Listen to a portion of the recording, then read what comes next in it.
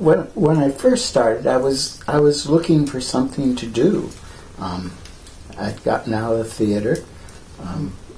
I wasn't doing anything artistic except redoing the house that we had, Victorian, and I was looking for something that I could do with my hands.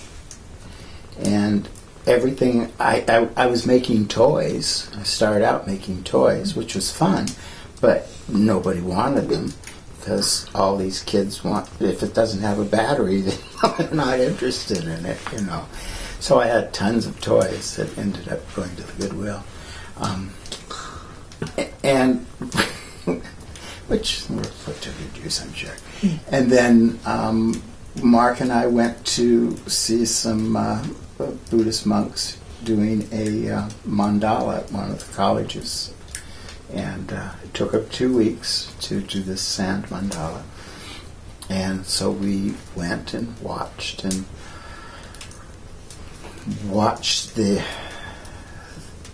centeredness of what they were doing, the detail. And it just came to me that I could do sort of the same thing, three-dimensional. So I went back and did a shrine and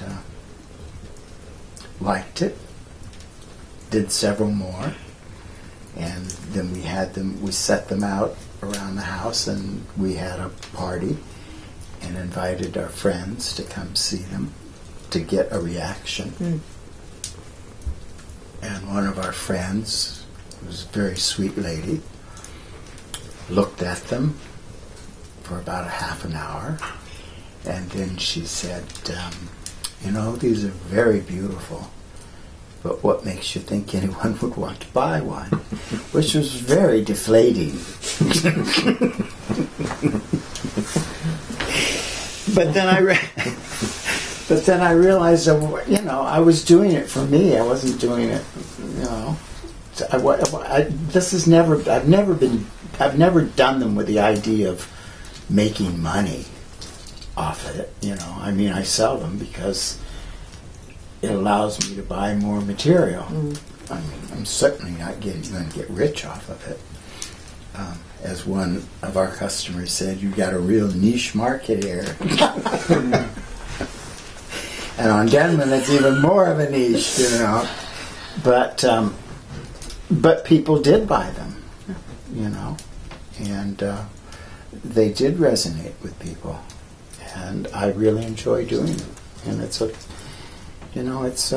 it's my meditation. It's my spiritual time. It's my centering. Since we've moved up here, our lives have changed a great deal. Both because there's been a lot of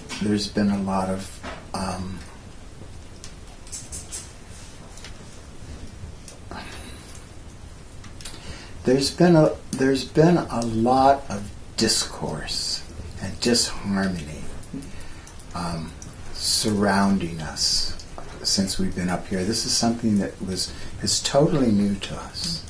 Never had this happen before. And for a long time it was really, really getting us down. And then we realized that this was a teaching that and that's why we were here, to be taught something. And as soon as we started realizing that and allowing it to pass through and go on its way, things in our lives have changed completely. I mean, Mark and I have been on a journey since we've been together, and it's been a spiritual journey, but we've never been in a situation where we've been able to have a spiritual time. It's always been, you know, we're running the bed and breakfast, we're running a business, we're doing all these things, and the spirituality is just sort of tucked into the corner wherever it can be.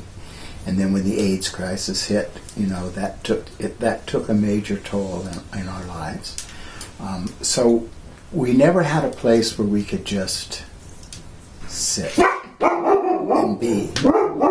And since we've been up here, and we had all this turmoil, and that has allowed us to accept where we are and be where we are and be who we are,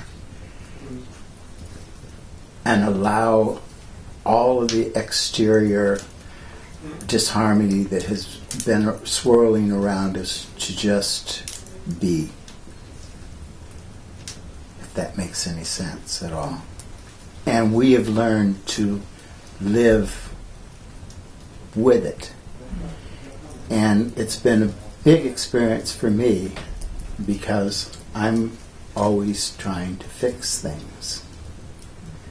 If something is not harmonious, I want to fix it. I want to make it right. And that's why I'm here. I've learned that I can't fix things, you know. Everybody has to want to come together.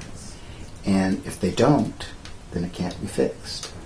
But that doesn't mean we can't still live in a harmonious place. So that's what we've been trying to do here, is create harmony within this chaos, which is the world, right? I mean, it's just, we just had to come to a smaller place to experience the world in a smaller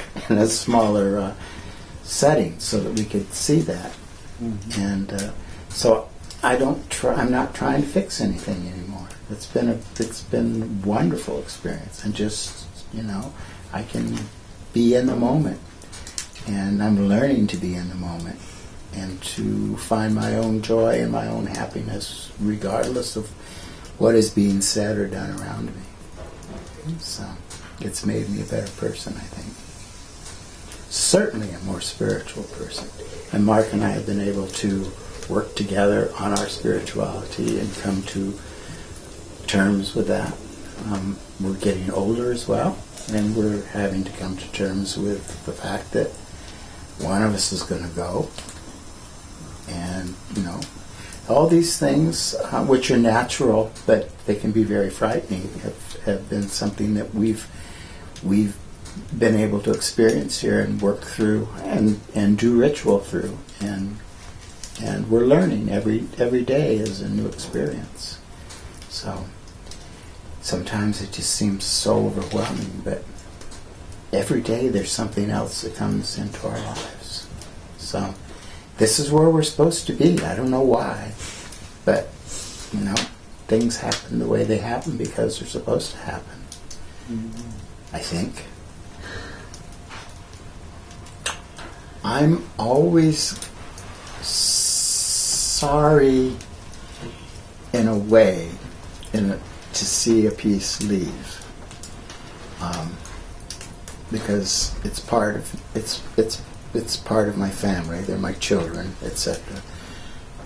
But everybody has to let go, and it's a really good experience to.